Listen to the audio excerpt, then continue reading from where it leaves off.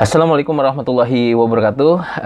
Bapak Ibu dosen semua, perkenalkan saya Robi Uli Endra. Selamat datang di YouTube channel saya. Nah, pembahasan kali ini saya akan membahas tentang sertifikasi dosen di tahun 2021, syarat-syaratnya dan hal-hal yang lain mengenai Serdos ini. Mungkin banyak pertanyaan dari Bapak Ibu yang ingin mengajukan Serdos. Saya akan coba bahas secara rinci apa sih syarat-syarat terbaru untuk sertifikasi dosen ini. Silahkan disimak videonya.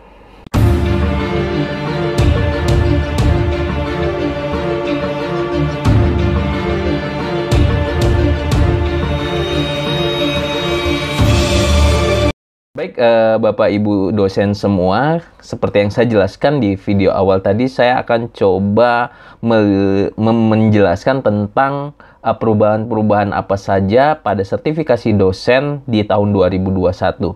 Jika dibandingkan dengan syarat-syarat sertifikasi dosen yang saya tempuh dulu di tahun 2014, itu sungguh banyak yang berbeda. Nah, kita coba kupas bareng-bareng dan tentunya nanti ada referensi yang saya letakkan di deskripsi video ini. Tapi sebelum masuk ke pembahasan, Bapak Ibu silahkan subscribe YouTube channel saya, share, like, serta komen, serta follow Instagram saya di @robiuliendra. Oke, Bapak Ibu, di tahun 2021 ini banyak perubahan-perubahan penting untuk sertifikasi dosen. Yang bersyukur kalau Bapak Ibu sudah lulus Serdos, tetapi yang belum mengikuti Serdos harus sedikit bekerja keras karena syarat-syarat yang ditentukan oleh Kementerian Pendidikan dan Kebudayaan itu semakin levelnya ditingkatkan.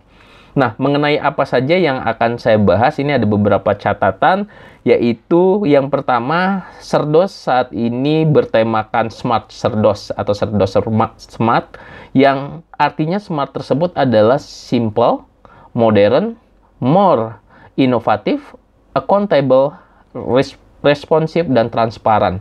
Jadi, secara konsep di tahun 2021 ini Serdos menggunakan konsep smart gitu ya, yang terdiri dari hal tersebut. Kemudian selanjutnya, apa sih yang harus dimiliki dosen sebagai syarat untuk mendapatkan Serdos ini? Yang pertama, dosen wajib memiliki kualifikasi akademik, kompetensi, sertifikat pendidik, sehat jasmani dan rohani, dan memenuhi kualifikasi lain yang dipersyaratkan oleh Kementerian Pendidikan dan Kebudayaan. Jadi sebenarnya salah satu syarat untuk menjadi dosen adalah sertifikat pendidik ini.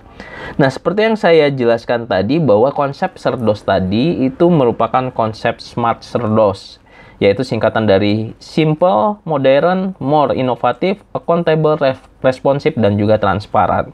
Nah, kemudian kita langsung masuk saja ke Bapak Ibu ke catatan yang pertama bahwa syarat-syarat mengikuti Serdos tahun 2021 ataupun Serdos Smart ini adalah yang pertama, Bapak Ibu harus memiliki NIDN, nomor induk dosen nasional, atau juga nomor induk dosen khusus atau NIDK.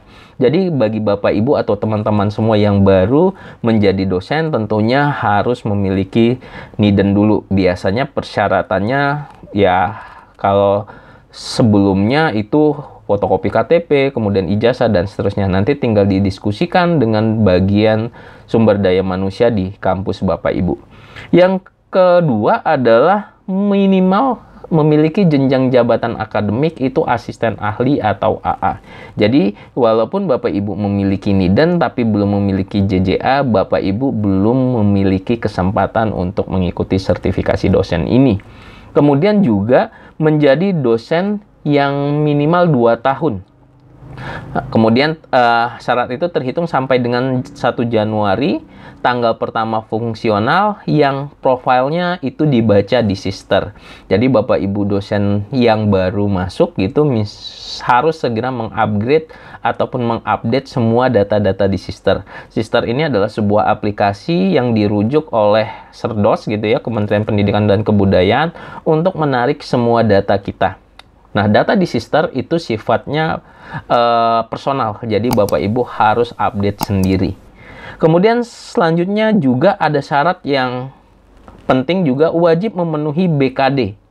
Jadi kalau di tahun 2014 saya diterima Serdos itu setelah diterima serdosnya baru mengumpulkan BKD 2 semester. Nah, kalau ini Bapak Ibu syaratnya harus memiliki beban kinerja dosen 2 tahun berturut-turut. Kita belum serdos, tetapi syaratnya sudah harus 2 tahun berturut-turut memiliki BKD. Kemudian juga wajib memiliki tes kompetensi dasar akademik atau TKDA, HIMSI, yang biasanya disediakan oleh organisasi HIMSI, itu minimal 530 PLTI-nya. Jadi ada nilai minimalnya. Gitu ya, kalau dibandingkan di tahun 2014 kali rujukannya saya di tahun 2014 itu tidak ada batas minimal. Jadi nilai berapa aja oke, nanti dibobotkan dengan pembobotan yang sudah disediakan oleh panitia serdos. Kemudian juga wajib memiliki sertifikat tes kemampuan bahasa Inggris. Selain TKDA, kita harus punya tes kemampuan bahasa Inggris. Nah, ini ada standar-standarnya Bapak Ibu. Ada TOEFL dan TEFL minimal 46 PLTI-nya. TOEFL, ITP, PBT, RPDT minimal 477. Kemudian TOEFL CBT minimal 153 dan TOEFL EBT itu minimal 53. Nah, sama seperti di TKDA tadi Bapak Ibu, untuk TKBI itu Bapak Ibu ada syarat minimumnya. Jadi tidak bisa asal-asalan untuk mengikuti tes ini. Kemudian juga yang tambahan barunya adalah Bapak Ibu wajib memiliki sertifikat pekerti ataupun Applied Approach AA yang dikeluarkan oleh PTPS dengan ketentuan PTPS. Jadi Bapak Ibu cari sebelum mendaftar serdos itu harus memiliki sertifikat pekerti ataupun AA. Nah, sertifikat pekerti ini dikeluarkan oleh instansi atau kampus-kampus yang memang sudah bekerja sama dengan Kementerian Pendidikan dan Kebudayaan lah, seperti itu. Kemudian ada beberapa unsur tambahan Bapak Ibu. Yang pertama, unsur pengajaran, yaitu wajib membuat 2 video online YouTube dan lain-lain. Yaitu video rekaman pembelajaran tatap muka atau Maya durasi 30 menit. Jadi Bapak Ibu harus buat video tersebut.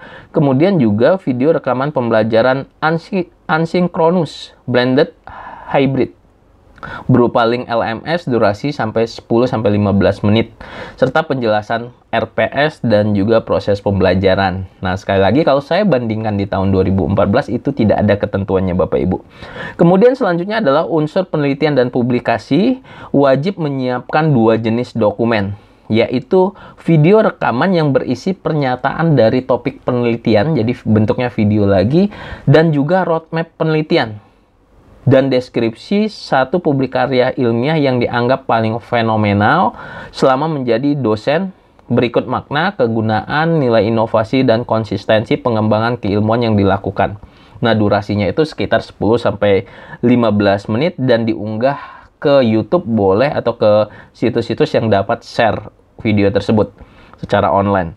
Kemudian yang selanjutnya adalah bukti penelitian dan publikasi ilmiah. Nah, semua riwayat-riwayat publikasi ilmiah Bapak Ibu semua itu harus sudah ada di dalam sister Bapak Ibu. Seperti yang saya jelaskan tadi bahwa ketika kita berbicara tentang sister itu adalah pekerjaan personal kita. Jadi Bapak Ibu harus apik lah dalam mengurus semua hasil-hasil karya tersebut.